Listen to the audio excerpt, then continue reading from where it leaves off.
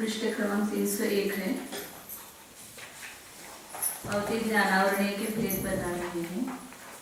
इसमें अवधि ज्ञान के भेद बताए। अब यहाँ पर क्षेत्र की अपेक्षा से जगन अवधि ज्ञान का क्षेत्र कितना है वो बता रहे हैं। उदाहरणाचहन्ना नियमात् सुहोरयोदजीवस्य जतेहि तदेहि जहन्याखेतरोहि। जतेहि तदेहि कारण का शब्द आहे काय वाचलं आमच्याकडे तुम्ही काय म्हणता? जतेहि तदेहि ही दीर्घ आहे तेच की त्यामुळे 12 मात्र झाले की तिथे बस सूक्ष्म निगोद लब्ध पर्याप्त जीव की जितनी जघन्य अवगाहना होती है उतना अवधि ज्ञान का जघन्य क्षेत्र है। जगन्य अवधि ज्ञान उतने क्षेत्र की वस्तु को द्रव्य को जानता है। इस सूत्र का अर्थ कहते हैं यथा एक उचित घनांगुल को स्थापित कर उसमें पल्योपम के असंख्यात में भाग का भाग देने पर जो एक खंड प्रमाण लब्ध आता है, तीसरे समय में आहार को ग्रहण करने वाले और तीसरे समय में तद्भवस्थ हुए सूक्ष्म निगोद लब्ध पर्याप्त जीव की जघन्य अवगाहना होती है। जब देही अर्थात जितनी यह अवगाहना होती है तब देही उतना ही क्षेत्र की अपेक्षा जघन्य अवधि ज्ञान होता है। शंका उतना माप बताया है जो जगन्य लब्ध पर्याप्त की जो जगन्य अवगाहना है सूक्ष्म निगोद लब्ध पर्याप्त की उतना अवधि ज्ञान का क्षेत्र है। हाँ। शंका उतना ही ऐसा अवधारण वचन किस प्रमाण से उपलब्ध होता है? समाधान सूत्र में जो नियम पद का निर्देश किया है उससे जाना जाता है कि यह सावधारण वचन है क्योंकि समुदायों में प्रवृत्त हुए शब्द अवयवों में भी रहते हैं, ऐसा न्याय है।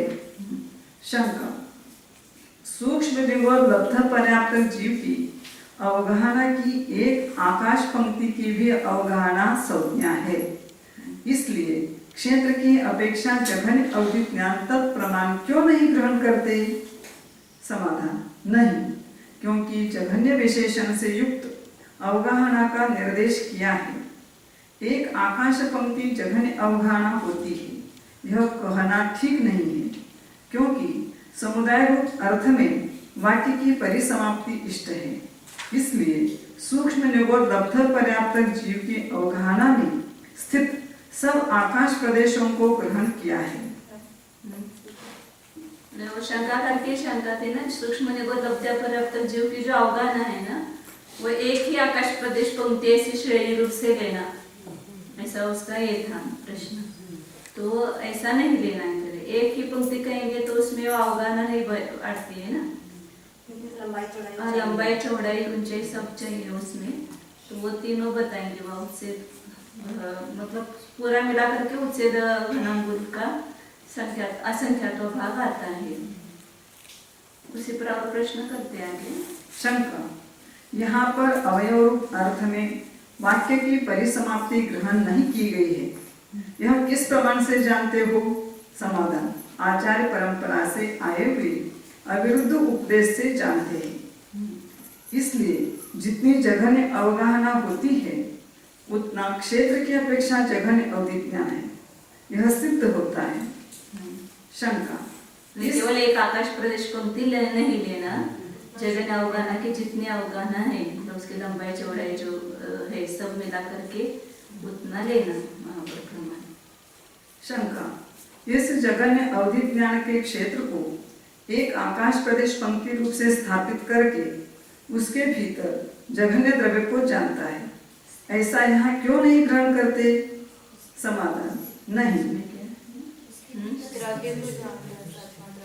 इस जगन्य अवधि ज्ञान के क्षेत्र को एक आकाश प्रदेश पंक्ति रूप से स्थापित करके उसके भीतर जगन्य द्रव्य को जाने, उसके भीतर स्थित उस आकाश क्षेत्र में स्थित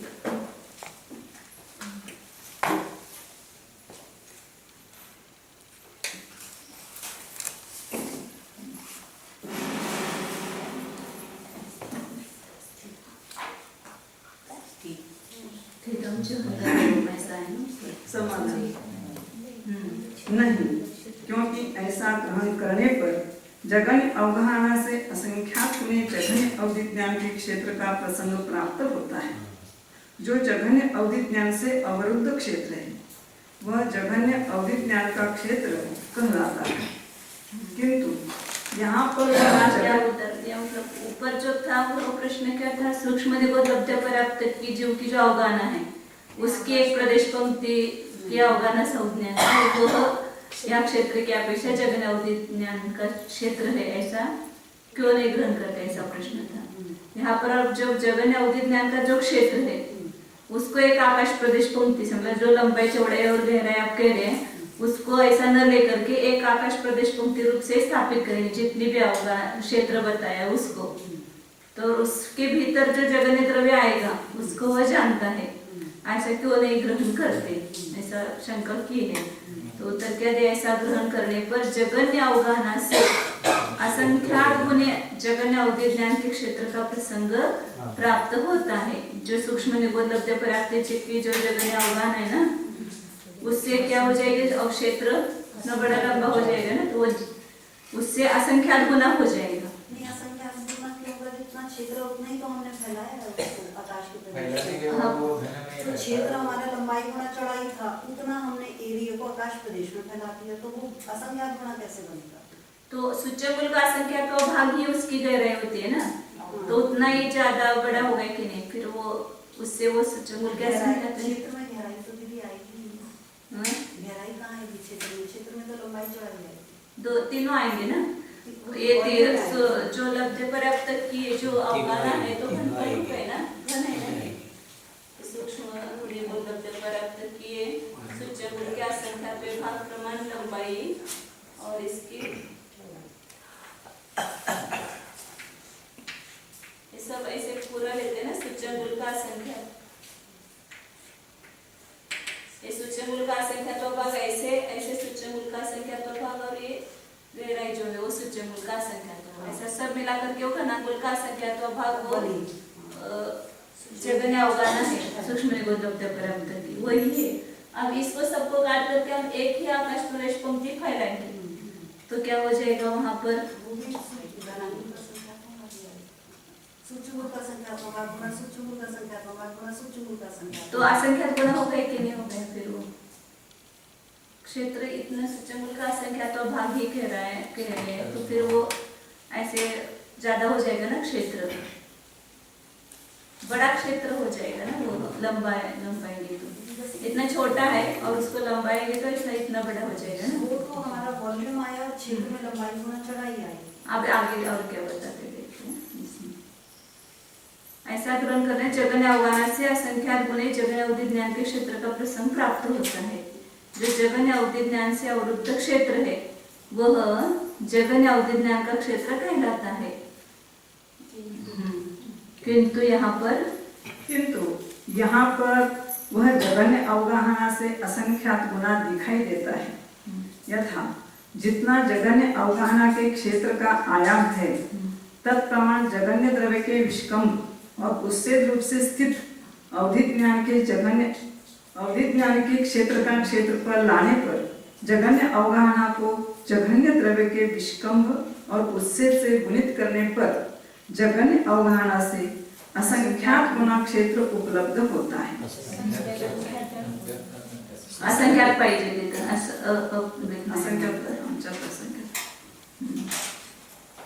परंतु यह क्षेत्र इसी प्रकार होता है, यह कहना भी योग्य नहीं है, क्योंकि जितनी जगन्य अवगाहना है उतना ही जगन्य अवधि ज्ञान का क्षेत्र है। ऐसा प्रतिपादन करने वाले सूत्र के साथ उक्त कथन का विरोध होता है और इस तरह से स्थापित जगन्य क्षेत्र के प्रतिपादन करने वाले सूत्र के साथ इस तरह से स्थापित जगन्य क्षेत्र के अंतिम आकाश प्रदेश में जगन्य द्रव्य समा जाता है, ऐसा कहना ठीक नहीं है, क्योंकि एक जीव से संबंध रखने वाले विश्व सोपचे सहित 9 कर्मक के पिंड रूप और घनलोक का भाग देने पर प्राप्त हुए एक खंड मात्र जघन्य द्रव्य की एक वर्गना की भी अंगुल के असंख्यातवे भाग प्रमाण अवगाहना उपलब्ध होती है। जगन्य द्रव्य कितना बताया अवधि ज्ञान का वो लिखा है यहाँ पर। विश्वसोपचय सहित 9 कर्म के पिंड रूप मध्यम योग से अर्जित किया था ना, एक औदारिक 9 कर्म का जो पिंड है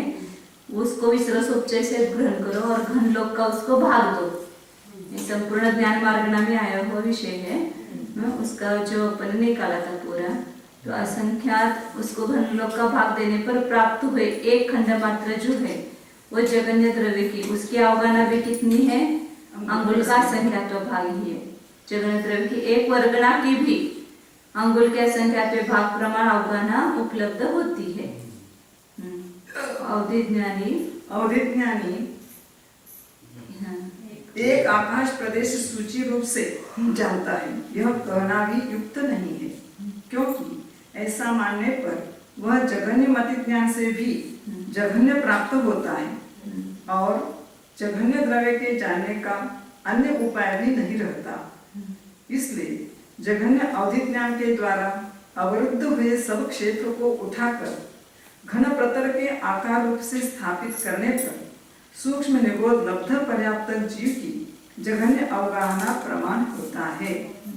ऐसा यहाँ ग्रहण करना चाहिए। जरा सा बोलते एक मैं बताती हूँ, ज्ञान मात्रा से थोड़ा फर्क है।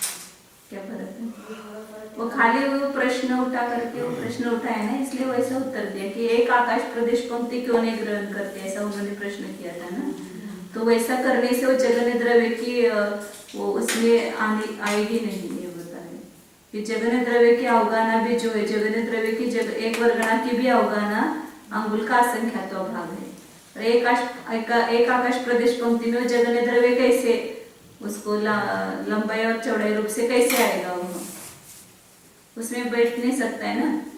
एक ही आकाश प्रदेश पंक्ति ऐसे करेंगे तो जघन्य द्रव्य जो बताए उसकी वर्गणा में कितने, उससे तो घनांगुल का असंख्यात्व भाग है, तो फिर वो उसमें नहीं आती है जघन्य द्रव्य की अवगाहना।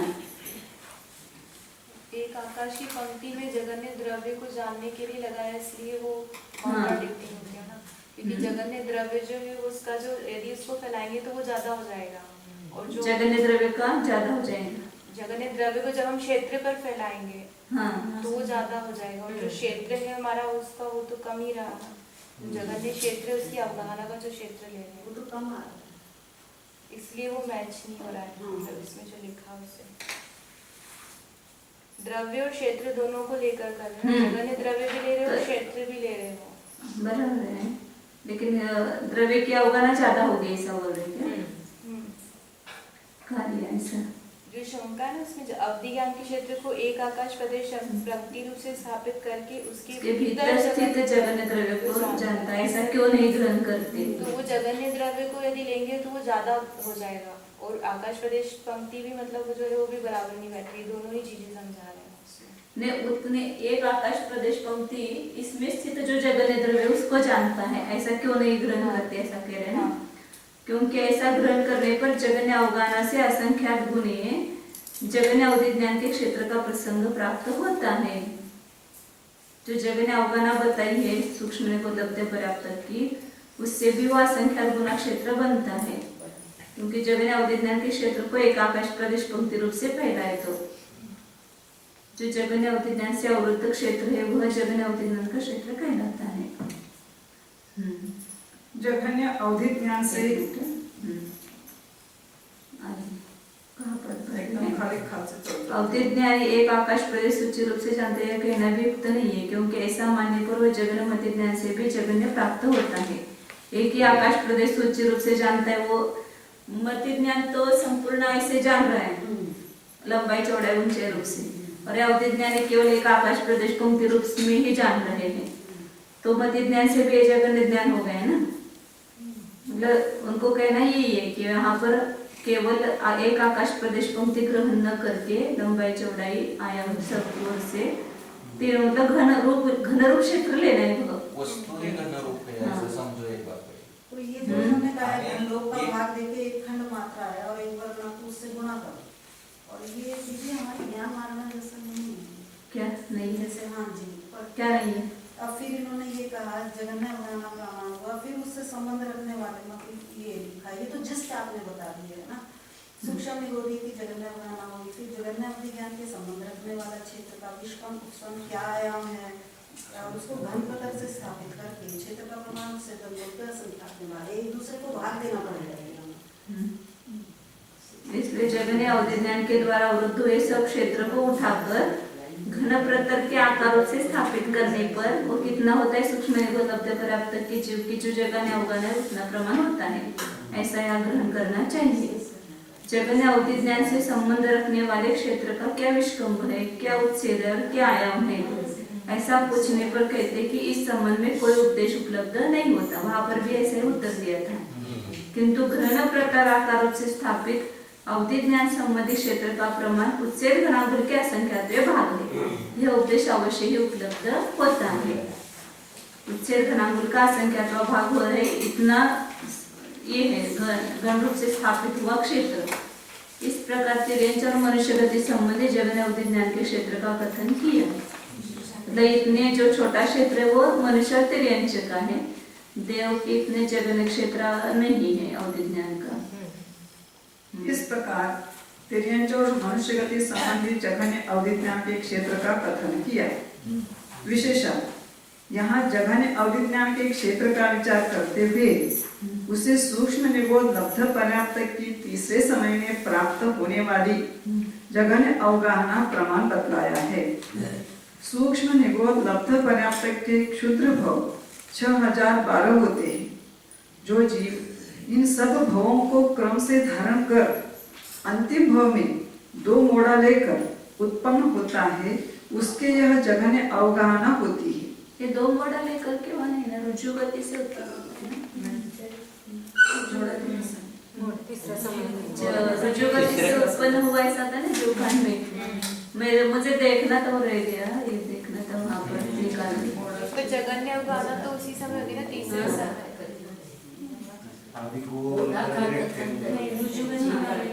हाँ रुजु गति से इसीलिए तो पहले समय में जो आहार वर्गना ग्रहण की उसका जो आकार है वो आयताकार है। फिर वो चौकोन होता है। फिर तीसरे समय में गोल होता है। इसीलिए तो तीसरे समय में अवगाहना कम है। ऐसा है ये यहाँ का देख करके इन्होंने लिखा है। लेकिन वहाँ पर मुझे वो पढ़ते समय ही याद आया था। मैंने कहा उन्होंने तीसरे समय में आहार ग्रहण किया ऐसा किया ना। उतने तीसरे समय में आहार को ग्रहण करने वाले तीसरे समय में तद्भवस्थ हुए। 1 मिनट ऊपर एक खंड पमानम सुमन जीव अपज्जतस तदीय समय आहार तदीय समय तद्भवतस। तद्भवस्थ का तीसरा समय होगा ना। मतलब आहार का वो तीसरा समय है। इसलिए 2 मोड़ा लिया ऐसा नहीं देना। तद्भवस्थ का तीसरा समय। तद्भवस्थ मतलब पहले समय में वो तद्भवस्थ हुआ है और उसका तीसरा समय है। तो उसकी जो जगन्य अवगाहना है वो ग्रहण करना है। इसलिए विशेषार्थ में जो 2 मोड़ा है ना वो नहीं लेना चाहिए। इस सब भवों को क्रम से धारण कर अंतिम भव में रुजु गति से उत्पन्न होता है उसके यह जगन्य अवगाहना होती है। ऐसा 2 मोड़ा लेकर लिखा है ना वह रुजु गति से ऐसा लिखा है।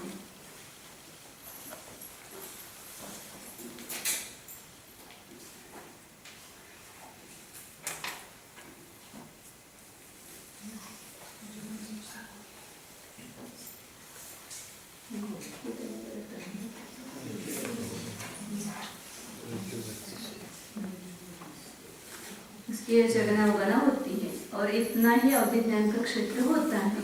यह उक्त कथन का तात्पर्य है। कितने ही आचार्य इस कथन का इस प्रकार व्याख्यान करते हैं कि सूक्ष्म निबोध लब्ध पर्याप्त की जितनी जघन्य अवगाहना होती है उतने आकाश प्रदेशों को एक श्रेणी में स्थापित करने पर अवधि ज्ञान का जघन्य क्षेत्र होता है। पर यह कथन ठीक नहीं है क्योंकि ऐसा मानने पर एक तो यह क्षेत्र उक्त क्षेत्र से असंख्यात गुना हो जाता है और दूसरे इस प्रकार के क्षेत्र में जघन्य अवधि ज्ञान का द्रव्य नहीं मानता। अतः पूर्वोक्त प्रकार से ही अवधि ज्ञान का जघन्य क्षेत्र मानना चाहिए और यह कथन इसका प्रतिपादन करने वाले सूत्र का अविरोधी भी है। क्योंकि अवधारी शरीर की जो वर्गना का जो अवगाहना है ना वो भी घन रूप से है ना तो वो उस क्षेत्र में नहीं आती। क्योंकि एक आकाश प्रदेश का पंक्ति करें तो बाहर आएगा ना वो द्रव्य उस क्षेत्र से। इसलिए वो नहीं बैठता है। वहां से या कुछ भिन्नता नहीं है वही है। यहाँ पर वहां पर भी ये सिद्ध किया था। 9वें पुस्तक में भी आया था ये प्रकरण। 9वें पुस्तक के शुरू में। अब अवधि ज्ञान के क्षेत्र से संबंध रखने वाले काल का और काल से संबंध रखने वाले क्षेत्र का कथन करने के लिए आगे का गाथा सूत्र कहते हैं। अंगुल मावलियाए भागम संख्येच दोविसंख्येच अंगुल मावलियन्तो आवलियं चांगुलमुदरत्तम। क्षेत्र और काल दोनों का साथ में कथन करें। इतना क्षेत्र होता है तब कितने काल को जानता है अवधिज्ञान। जहाँ अवधिज्ञान का क्षेत्र घनांगुल के असंख्यातवें भाग प्रमाण है, वहाँ काल अवधि के असंख्यातवें भाग प्रमाण है। जहाँ क्षेत्र घनांगुल का संख्यात्वा भाग है, वहाँ काल अवधि का संख्यात्वा भाग है। जहाँ क्षेत्र घनांगुल प्रमाण है, वहाँ काल कुछ कम एक अवधि प्रमाण है। उतने काल का ही जानेगा अवधिज्ञान। जहाँ काल एक अवधि प्रमाण है, वहाँ क्षेत्र घनांगुल पृथकत्व प्रमाण है। अब इस गाथा का अर्थ कहते हैं। जब एक घनांगुल है तब एक अवधि नहीं है, कुछ कम होता है ना अवधि। और जब क्षेत्र घनांगुल पृथक तो होता है तब वहां पर काल का विषय एक अवधि प्रमाण होता है। ये सब वहां पर है कथन पूरा जीवकांड में संपूर्ण दिए ना। वो कांडक 25 कांडक दिए हैं। क्षेत्र कितना, काल कितना, भाव कितना, द्रव्य कितना, नकाशा बनाया हुआ है। यथा अंगुल ऐसा कहने पर प्रमाण घनांगुल लेना चाहिए, क्योंकि देव, नारकी, तिर्यंच और मनुष्यों के उत्सव के कथन के सिवा अन्यत्र प्रमाण अंगुल आदि का ग्रहण करना चाहिए, ऐसा गुरु का उपदेश है। लेकिन जो अवगाना लिए वो तो उससे घनांगुल से लेना, तो प्रमाण घनांगुल कह रहे तो ये आगे का लेना क्या। अवधिज्ञान का क्षेत्र घनांगुल के असंख्यात्वें भाग प्रमाण है, क्योंकि वहां अपन तो ऐसे क्षेत्र के अवगाना वो उसके जीव के अवगाना से किया ना, तो जीव की अवगाना उससे घनांगुल से गिनी जाती है। लेकिन यहाँ तो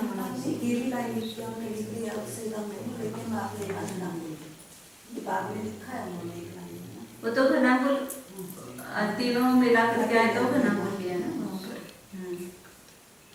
इस अंगुल के असंख्यात खंड करने चाहिए। उनमें से एक खंड मात्र जिस अवधिज्ञान का अवधि से संबंध रखने वाला क्षेत्र घन प्रतर आकार रूप से स्थापित करने पर होता है, वह काल की अपेक्षा अवधि के असंख्यातवें भाग को जानता है, क्योंकि ऐसा स्वभाव है। अवधि के असंख्यातवें भाग प्रमाण काल के भीतर अतीत और अनागत द्रव्य को जानता है। यह उक्त कथन का तात्पर्य है। तो उतना ही भूतकाल का उतना ही अनागत काल का ऐसे लेंगे।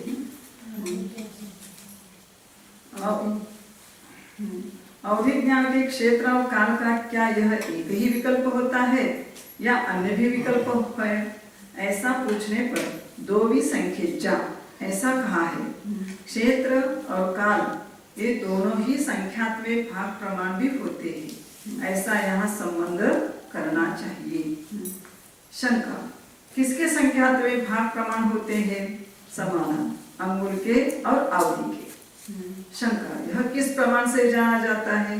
समाधान, अधिकार के अनुवृत्ति होने से। अंगुल और अवधि का यह अधिकार है, उसके अनुवृत्ति होने से यह जाना जाता है। गाथा में पहले शब्द खाली अंगुल मावली आहे, फिर भागम असंख्येचम, फिर दो भी संख्येच ऐसा है ना।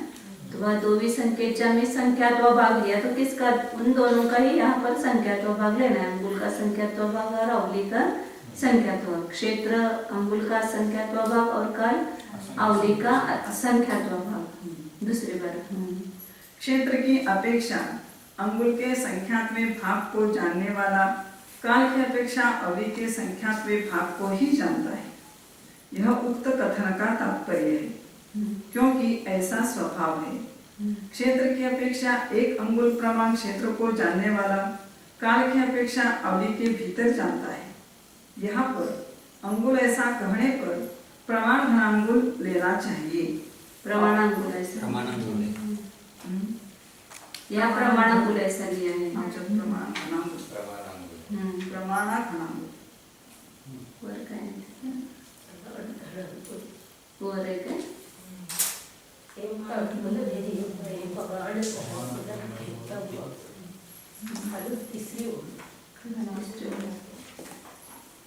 प्रमाण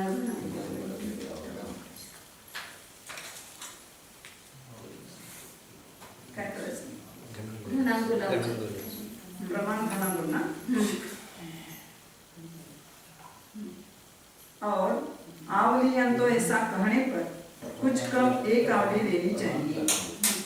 जिस अवधि ज्ञानी का अवधि से संबंध रखने वाला क्षेत्र घन प्रतलाकार रूप से स्थापित करने पर अंगुल पृथक्त्व प्रमाण होता है, वह काल की अपेक्षा एक संपूर्ण आवली की बात जानता है।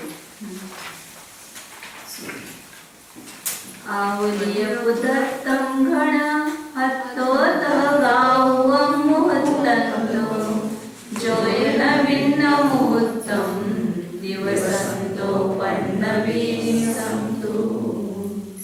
जहाँ काल आवली पृथक्त्व प्रमाण है, वहाँ क्षेत्र घन हाथ प्रमाण है।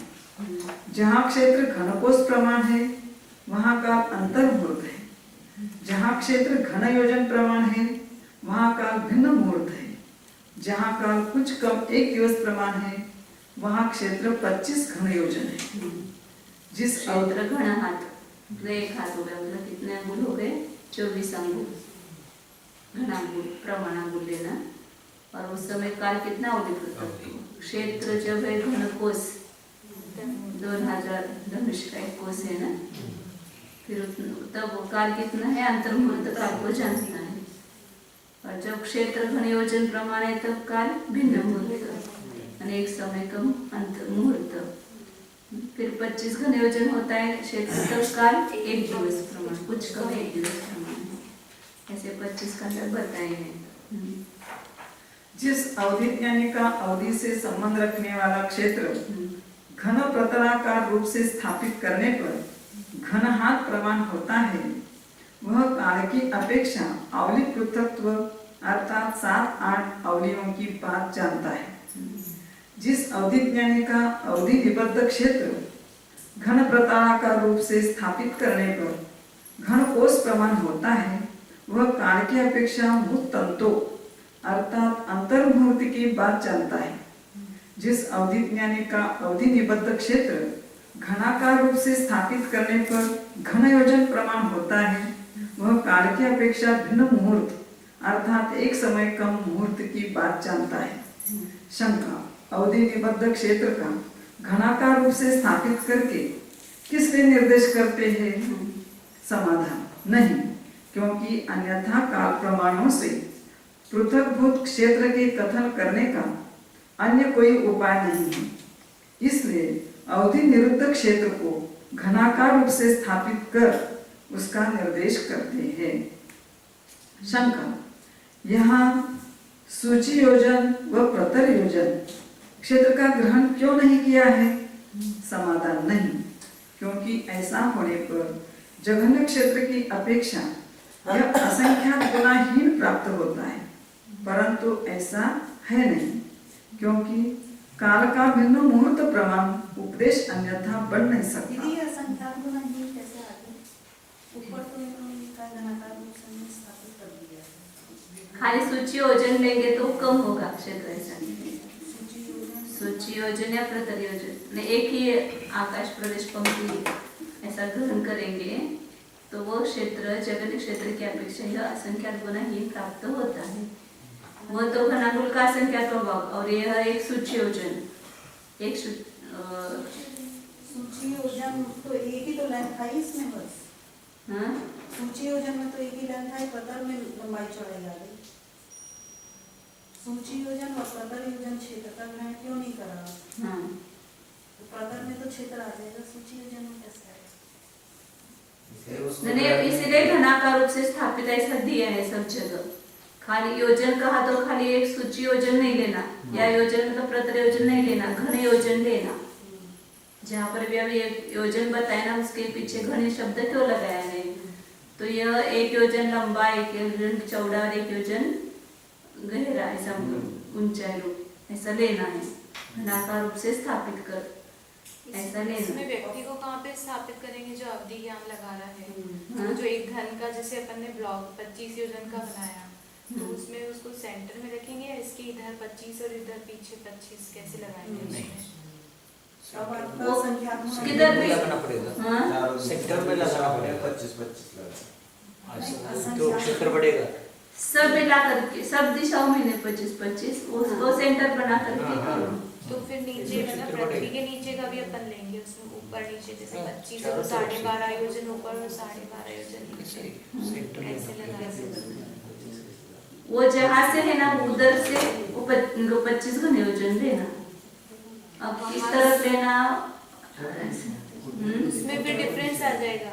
अगर वहां से लेंगे तो जैसे अपन तो जो गोल बनाते हैं ना तो उसमें बीच में से लिया तो इधर एक बार राजा दिया था ना कि जो हम लोग वो मनुष्योत्तर पर्वत के एकदम बाहर खड़ा है तो मनुष्योत्तर पर्वत के उधर इधर 22,500 योजन इधर 22.5 लाख और इधर 22.5 लाख योजन ऐसा लिया था। वो तो मन परे ज्ञान के लिए लिया था ना। अवधि ज्ञान में अपन कैसे लगाएंगे? काल में तो अपन आगे पीछे लगा लेंगे, अंतर्मुहूर्त आगे का अंतर्मुहूर्त पीछे का। तो इसमें क्षेत्र में कैसे बताएंगे? इतना क्षेत्र बताया मुझे तो ऐसा लगता है कि यहाँ पर है तो इधर भी उतना जाने तो क्या बिगड़ता है। 25 योजन बीच में ऐसा होना चाहिए, ऐसा कुछ नहीं। अब वो 25 योजन तक का जाना तो इधर भी 25 योजन तक का जानेगा, इधर से जाने नहीं लगा तो इधर से 25 योजन तक का जानेगा। ऐसा नहीं है 12.5 इधर जाने और 12.5 पीछे जाने, ऐसा कुछ दिया नहीं अपने को तो और ये संख्या तो नहीं अभी उसको नहीं कर सकते। समाधान नहीं, क्योंकि ऐसा होने पर जघन्य क्षेत्र की अपेक्षा यह असंख्यात गुना ही प्राप्त होता है, परंतु ऐसा है नहीं, क्योंकि काल का भिन्न मुहूर्त प्रमाण उपदेश अन्यथा बन नहीं सकता। जिस अवधि ज्ञान का अवधि निबद्ध क्षेत्र घनाकार रूप से स्थापित करने पर 25 घन योजन होता है, वह काल की अपेक्षा दिवसंतो अर्थात कुछ कम 1 दिवस की बात जानता है। आगे बताते हैं। भरहम्मि अद्धमासं सायमासं च जम्बुदीवम्मि वासं च मनोलोये वासपुतन्तं च जगम्मि। जहाँ घनरूप भरतवर्ष क्षेत्र है वहाँ काल आधा महीना है। जहाँ घनरूप जम्बूद्वीप क्षेत्र है वहाँ काल सादी 1 महीना है।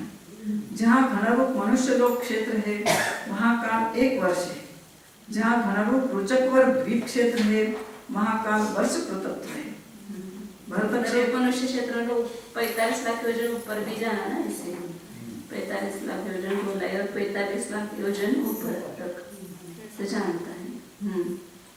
भरत क्षेत्र 526 सही 6/19 योजन प्रमाण कहा जाता है, क्योंकि समुदाय में प्रवृत्त हुए शब्द अवयव में भी रहते हैं, ऐसा न्याय है। यहाँ इसका घनरूप भरत क्षेत्र लेना चाहिए, क्योंकि यहाँ कार्य में कारण का उपचार किया गया है। यहाँ काल अर्धमास प्रमाण होता है। जिस अवधि ज्ञानी का अवधि निबद्ध क्षेत्र घनाकार रूप से स्थापित करने पर भरत क्षेत्र की घना प्रमाण होता है, वह काल की अपेक्षा अर्धमास की बात जानता है। यह उक्त कथन का तात्पर्य है। यहाँ जम्बूद्वीप पद से पहले के समान 1 लाख योजन के घन प्रमाण जम्बूद्वीप लिया गया है। इतना क्षेत्र होने पर काल सादी 1 महीना होता है। जम्बूद्वीप कोई जानता है ऐसा नहीं, 1 लाख योजन का उसका माप है। क्योंकि आप समझो इसमें धारती खंड में कोई है अवधि ज्ञानी तो वहां से वो 1 लाख योजन का ही जानेंगे ना, जम्बूद्वीप को थोड़े जानेंगे। जम्बूद्वीप 1 लाख योजन का है, उतने प्रमाण देगा। जो अवधि ज्ञान से संबंध रखने वाला क्षेत्र घनाकार रूप से स्थापित करने पर 1 लाख योजन के घन प्रमाण होता है, उसमें काल सादी 1 महीना होता है। यह उक्त कथन का तात्पर्य है। 45 लाख योजन के योजन के घन प्रमाण पहले के समान मनुष्य लोक होता है।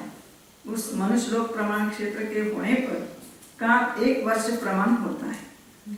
जिस अवधि ज्ञान से संबंध रखने वाले क्षेत्र के घनाकार रूप से स्थापित करने पर वह 45 लाख होता है, योजन घन प्रमाण होता है, वहाँ काल 1 वर्ष मात्र होता है। यह उक्त कथन का तात्पर्य है। रोचकवर द्वीप के बाह्य दोनों पार्श्वों तक मध्यम योजनों की रुचिकवर संज्ञा है। रुचकवर संज्ञा है क्योंकि अवयवों में प्रवृत्त हुए शब्द समुदायों में भी रहते हैं, ऐसा न्याय है। उसका घन भी रुचक वर्ग कहलाता है क्योंकि यहाँ कार्य में कारण का उपचार किया गया है। इतना क्षेत्र होने पर काल वर्ष पृथक प्रमाण होता है।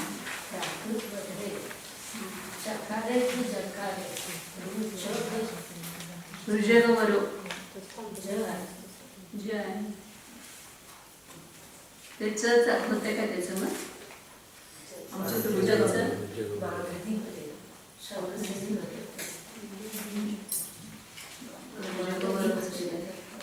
त्याचं मिक्स होऊन रुजगवर लिहिले सगळीकडे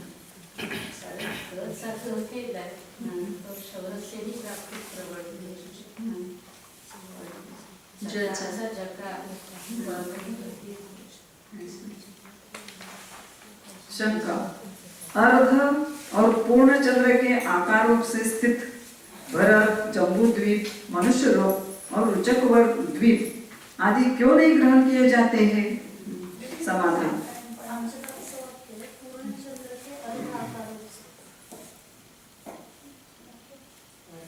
अर्ध और पूर्ण नहीं, ऐसा ये आकार जैसे मतलब क्षेत्र वैसे चंद्रमा के आकार ऐसा ओळीने लावायचं आहे ना। भाव तोच हाँ? अर्ध और पूर्ण चंद्र के आकार रूप से म्हणजे अर्ध चंद्र पूर्ण चंद्र नाही, अर्धचंद्र कोण आहे भरत क्षेत्र आणि पूर्ण चंद्र के समान कोण आहे जम्बूद्वीप, मनुष्य लोक, रुचकवर द्वीप। मनुष्य लोक अर्ध और पूर्ण चंद्र के आकार रूप से स्थित भरत, जम्बूद्वीप, मनुष्यलोक और रुचकवर द्वीप आदि क्यों नहीं ग्रहण किए जाते हैं? समाधान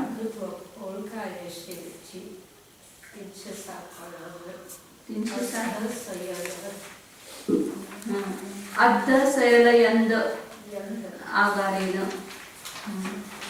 संठिद भरह, जम्बूद्वीप, मनुष्यलो, रुजगव, पहडो किन्न घेपंते न अंगुलादिसुत वितर्हा गहन प्रसंग आतो।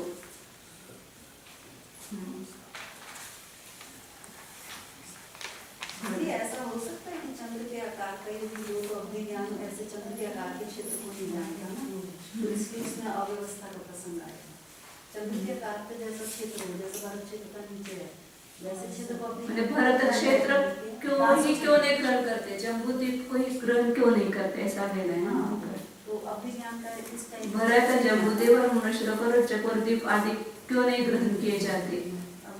नहीं, क्योंकि ऐसा मानने पर अंगुल आदि में भी उस प्रकार के ग्रहण का प्रसंग आता है, परंतु ऐसा है नहीं, क्योंकि ऐसा मानने पर अव्यवस्था का प्रसंग आता है। वो घन रूप से लेना है, क्षेत्र से लेना है।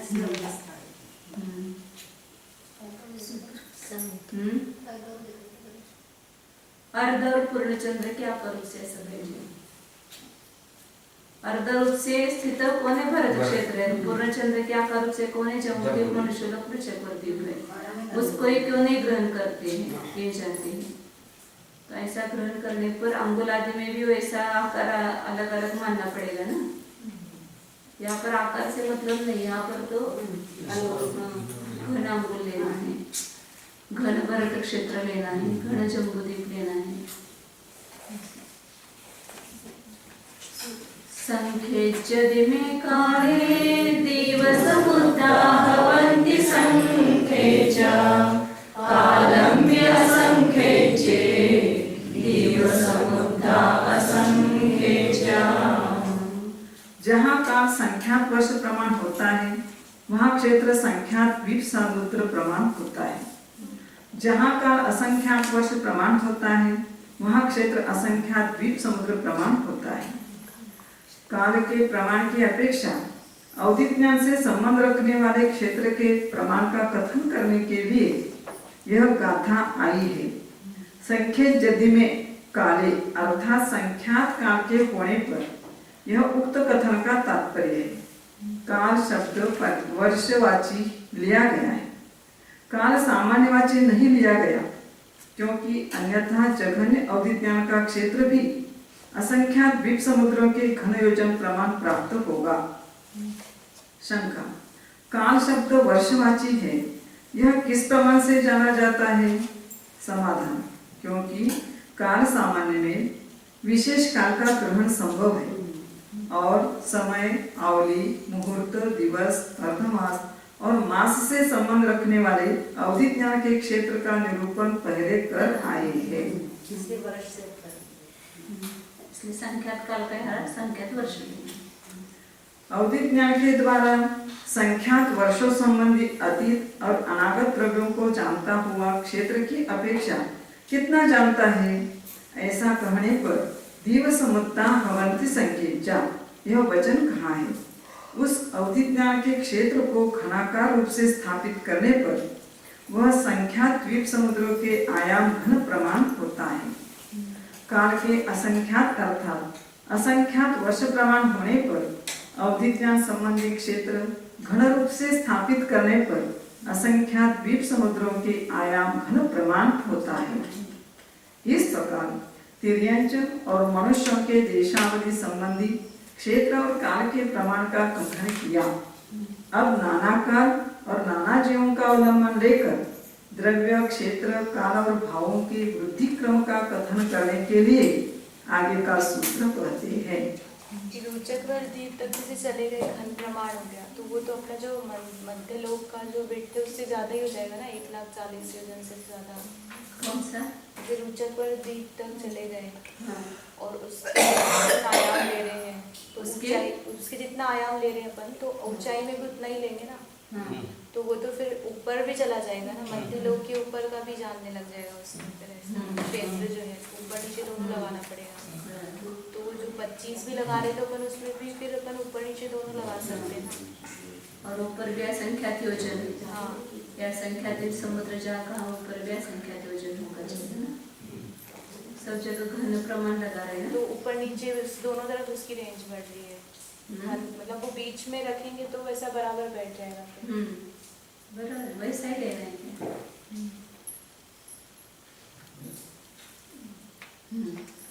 काल चारों की वृद्धि के लिए होता है। क्षेत्र की वृद्धि होने पर कालो चतुर्नवद्भिः कालो भजितवोपेतौ उड्डीये नवपज्जय भजितवाकेतकालादु। काल चारों की वृद्धि के लिए होता है। क्षेत्र की वृद्धि होने पर काल की वृद्धि होती भी है और नहीं भी होती, तथा द्रव्य और पर्याय की वृद्धि होने पर क्षेत्र और काल की वृद्धि होती भी है और नहीं भी होती। अवधि ज्ञान के जितने भेद किए ना, तो हर एक भेद में जगन्य मतलब द्रव्य से लेकर के द्रव्य बढ़ता है, लेकिन क्षेत्र वहां पर नहीं बढ़ता है। अपने वहां देखकर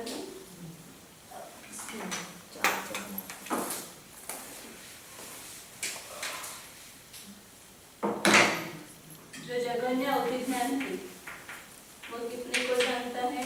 वो औदारिक नो कर्म कंद का जो मध्य व्यवसाय जो विश्व सबचे है, समय प्रबद्ध लिया ना, समय प्रबद्ध, फिर वह इसका विश्व सबचे से किया था। हाँ? इसमें क्या क्या था?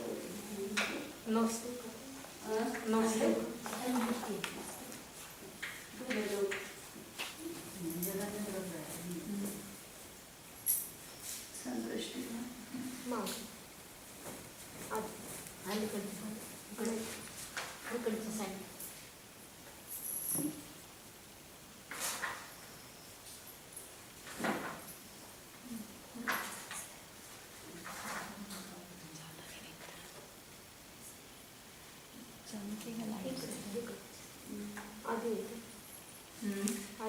मागच्या बाजूला एक 25 तिकडे नाही, पुढे नाही.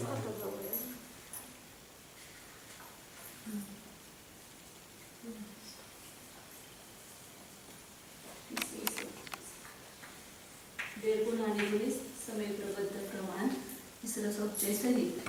तिसरसोपचे सहित लेने के लिए उसको जीवराशि तो ये मध्यम योग से अर्जित अवदार शरीर स्कंद का संचित द्रव्य है, उसको घनलोक का भाग दिया तो ये जगन्य अवधिज्ञान हो गए, जगन्य अवधिज्ञान का द्रव्य हुआ।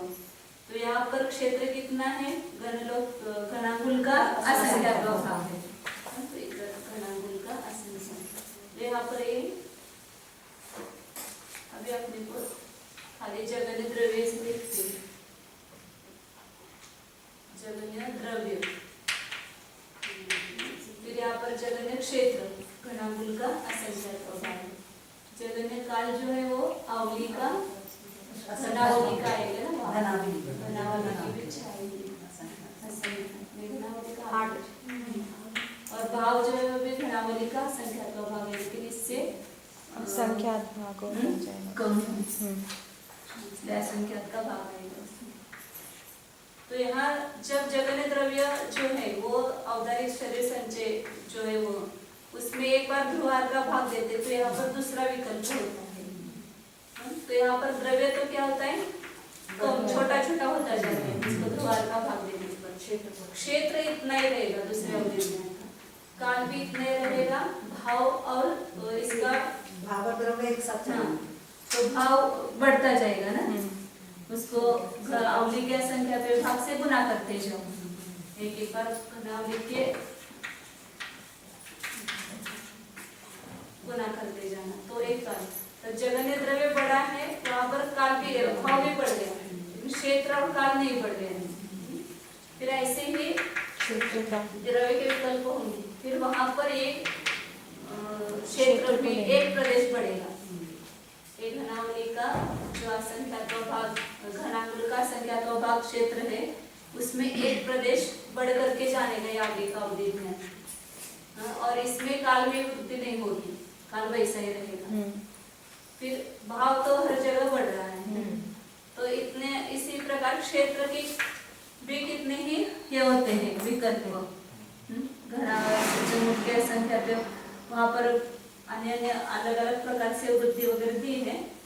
तो ऐसे क्षेत्र के असंख्यात भेद होंगे तब काल में एक समय बढ़ेगा, ये जो चलने काल है वो एक समय बढ़ेगा। मतलब यहाँ पर द्रव्य की वृद्धि है, चार यहाँ पर द्रव्य और भाव दोनों की वृद्धि हुई, लेकिन क्षेत्र और काल की वृद्धि नहीं हुई।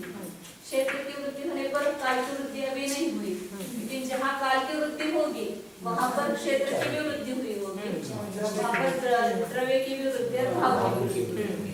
इसलिए काल की वृद्धि होने पर चारों वृद्धियां हैं, क्षेत्र की वृद्धि होने पर काल भजनीय है, होगा भी नहीं भी होगा, लेकिन द्रव्य और भाव नियम से वृद्धि होगी। इस प्रकार ये बता रहे हैं यहाँ पर।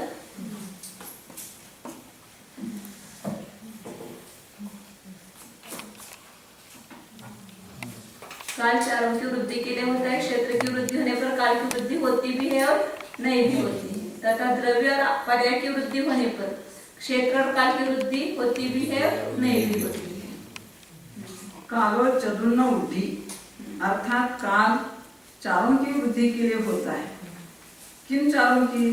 काल, क्षेत्र, द्रव्य और भाव की। काल की वृद्धि होने पर द्रव्य, क्षेत्र और भाव भी नियम से वृद्धि को प्राप्त होते हैं। यह उक्त कथन का तात्पर्य है।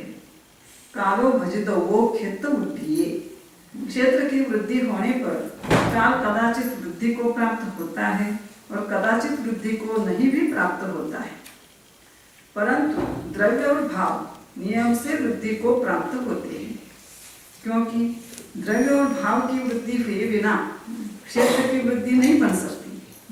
बुद्धि दवोपजय अर्थात द्रव्य और पर्यायों की वृद्धि होने पर क्षेत्र और काल की वृद्धि होती भी है और नहीं भी होती, क्योंकि ऐसा स्वभाव है। परंतु द्रव्य की वृद्धि होने पर पर्याय की वृद्धि नियम से होती है, क्योंकि पर्याय अर्थात भाव के बिना द्रव्य नहीं पाया जाता। इसी तरह पर्याय की वृद्धि होने पर भी द्रव्य की वृद्धि नियम से होती है, क्योंकि द्रव्य के बिना पर्याय का होना असंभव है। इस विषय में श्लोक नैगमादि नयों के और उनकी शाखा उपशाखा रूप उपनयों के विषयभूत त्रिकालवर्ती पर्यायों का कथनचित तादात्म्य रूप जो समुदाय है उसे द्रव्य कहते हैं। वह कथनचित एक रूप है और कथनचित अनेक रूप है। इस गाथा का जैसा वेदना खंड में कथन किया है उसी तरह यहाँ भी पूरी तरह से कथन करना चाहिए, क्योंकि उससे इसमें कोई भेद नहीं है। इस गाथा के अर्थ की देशावधि ज्ञान में योजना करनी चाहिए, परमावधि ज्ञान में नहीं। शंका, यह किस प्रमाण से जाना जाता है?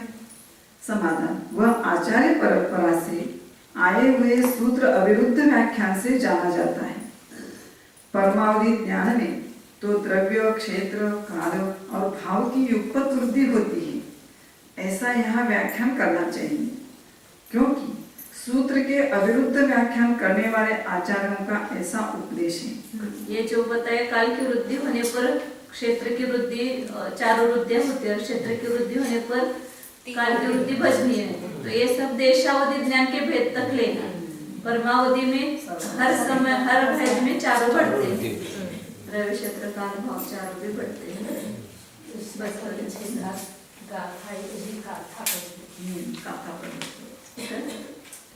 आमच्या नव्या पुस्तकात गाथा झाले, गाथा की अर्थ की काय तेच की इस गाथा का तर गाथा का झाले, इस गाथा का लिखना। नवी पुस्तक में भी वहाँ अवधि ज्ञान का शंका समाधान करके खुलासा चाहिए। अब द्रव्य के साथ वेदना खंड में जैसा है वैसा ऐसा का है। एवढंच नाही एक अब द्रव्य के साथ क्षेत्र और काल की सूक्ष्म स्थूलता बताने के लिए आगे का सुनना चाहती हूँ।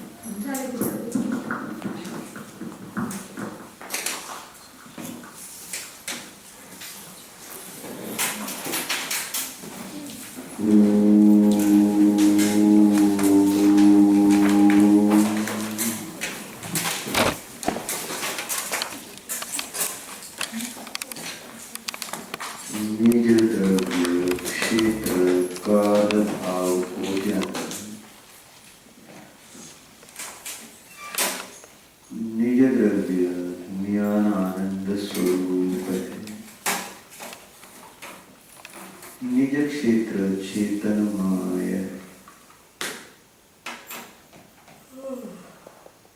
यह मैं चेतनात्मा स्वचतुष्टय से युक्त परचतुष्टय से रहित